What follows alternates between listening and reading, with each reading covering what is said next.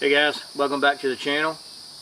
We apologize for being absent for some time now. We've just had a lot of personal things going on with a move and some other things, but we're in the process of trying to plan a trip now that should keep us on the road for a while and enable us to get some good footage to post up some videos for you guys.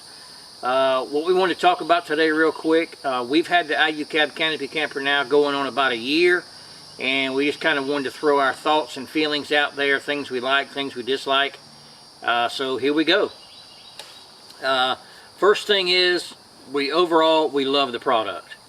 For what it is designed for, it is fantastic. We took that a step further and did quite a bit of build out inside of it. Initially this thing, I believe, is designed to be more utilitarian, kind of get you to the woods, place to put your head at night to get you out of the rain. That being said, a couple things that personally we don't like. Others may not have this opinion, but just our opinion, a couple things that we don't like. Or not necessarily don't like, but could improve upon. Well, yeah, that's probably a better way to put it. They could be improved upon.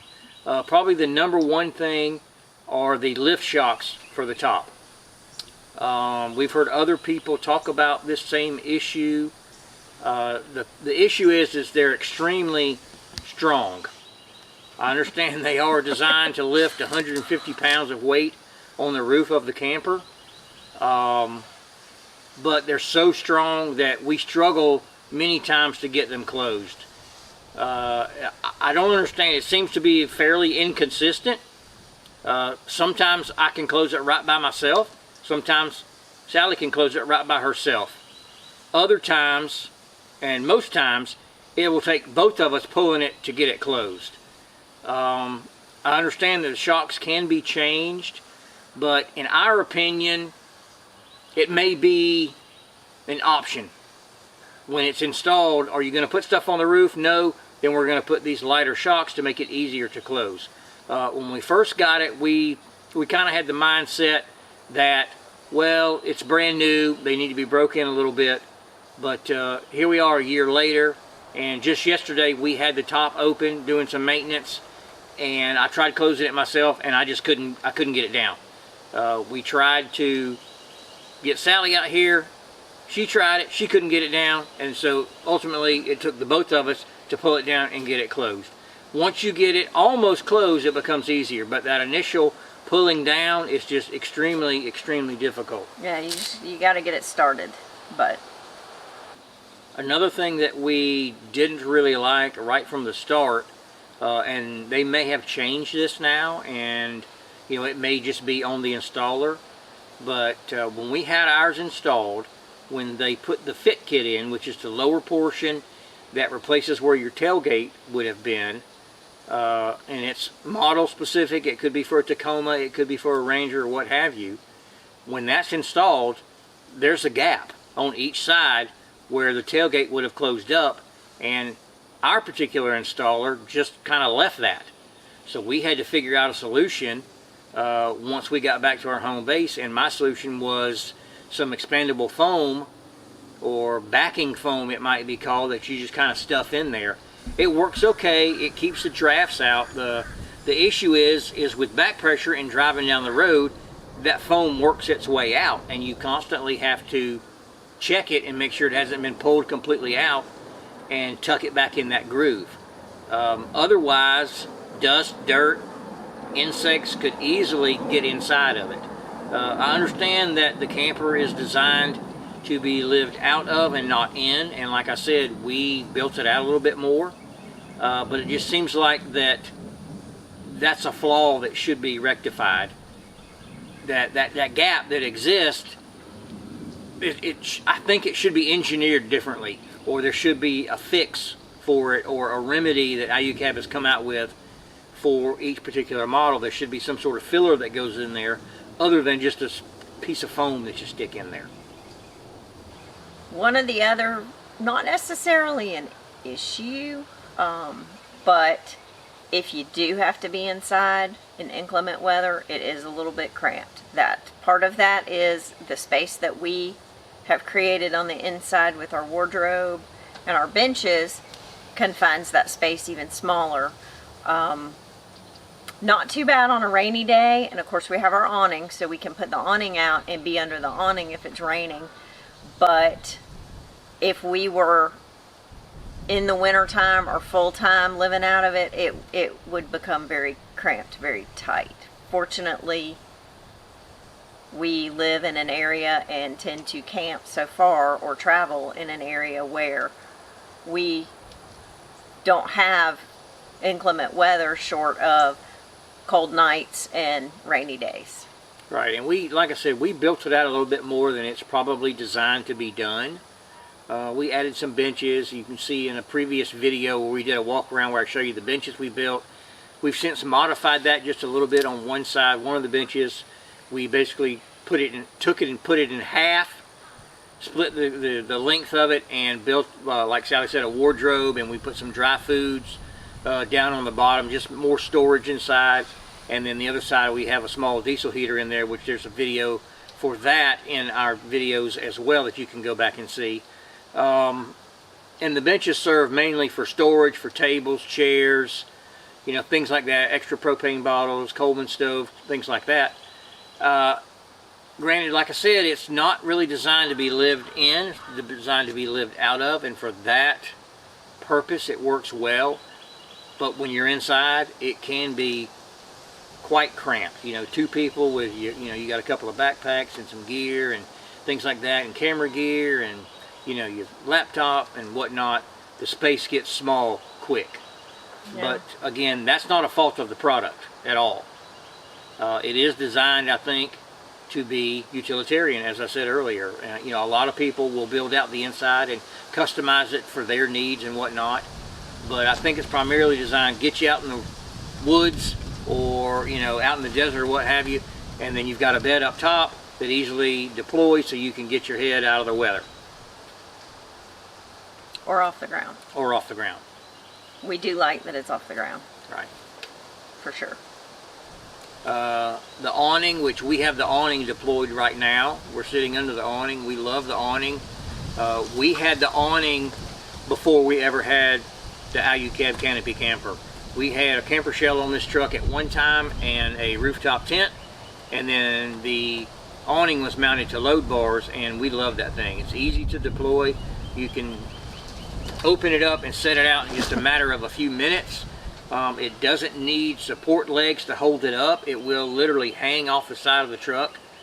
There is one leg that comes that's attached to the camper that you can put out in windy conditions. I think we've put it out one time, and I believe that was it, and it was only out for a few minutes, and then we realized we really didn't need that leg out. It was just in the way. So, you know, we love the awning, with the exception of where the pivot is for the arms of the awning, the fabric up top, and I understand the gusset is there, I assume, to facilitate it opening and closing, but there is a hole there in the top. So when it rains, water, you're under the awning is fine, but where that hole is, water comes through there, drips down on the back where we have a propane bottle mounted there. The water hits there, of course, the rain hits there, and then it splashes and things get wet. The inside of the camper gets wet. If you're out back, like where we are sitting right now at the back, if you were sitting here, water splashing down on top of that tank is going to get you wet. And like most Overland awnings that are set up like this, that are designed to mount to the side or roof or load bars, there's a gap there between where the awning mounts and then the roof. And of course water runs down there, so you know, that just may be the way that it is. We've not figured out our own fix to eliminate the water coming down the side, because if you're under the awning when it's raining, water's going to come down that side and you're going to get wet. Even if it's running down the truck, there's little points here and there that the water's going to hit and splash and you're going to get wet. But then again, that's just part of being that's just part of being outside. In the rain, you're living outside. If you're in the rain, you know, you can get under the awning and stay relatively dry, but you're not in an enclosed space. My solution so far for the space in the awning, like he said, where we have our propane tank mounted, is we carry a collapsible bucket. It's one of my sink dishwashing buckets just kind of hang that underneath it and let it catch most of the rainwater, and then you've got a little bit of extra water too. It's sort of a bonus, I guess. But I've heard of a couple people even sticking an umbrella through that hole, and then it causes the water to sheet off a little bit better. Stops it from coming through the hole, but then you have other issues coming down the back where the door is. We don't have the gutter that goes across the back, that is an option you can get. But it's been on back order forever. Yeah, ever since since we got the camper. At least for the last year. Yeah, we've tried to get it a couple times and it's just not available. That would likely help with the water in the rear, but again, the way this awning opens, there's a gap from the back edge of the awning to the camper where the door closes, where you go in and out. So you really can't leave the back door open because water's going to fall down there and it's going to get inside the back and wet your threshold area, whatnot, at the back of the camper there. And that may just be the nature of awnings. That just may be the way that it is, yeah. This is really the only awning we've ever had. We had one before we got this one, but we never really used it either, to be honest. Right. We ended up just, I don't know, we never used it. Some people have complained, just on forums, different things that we've seen, different groups, Alu Cab groups that we're a part of, about the mattress. Yeah. A year in, I have no complaints about the mattress. We did add a memory foam topper on the mattress. That helps a lot. We actually put sheets on the mattress. I make it up like a regular bed. It's kind of a pain, but it works well for us instead of trying to travel with sleeping bags or whatever. And I honestly, I have no complaints about the mattress. Adding the memory foam topper really just made a difference. That was a game changer. The mattress that comes with the bed is mediocre at best, but I can tell you once we added that foam topper to it, that was a game changer. It's much more comfortable, much more like an actual bed you might have at home. It makes it much more enjoyable to be up there, whether it's hot or cold outside. And it works. One advantage, in my opinion, being the one to actually make the bed and handle all of that, is that you can leave all your bedding up there. We carry a couple of pillows apiece, and we like our king size pillows. And you just kind of have to configure them so that everything's flat.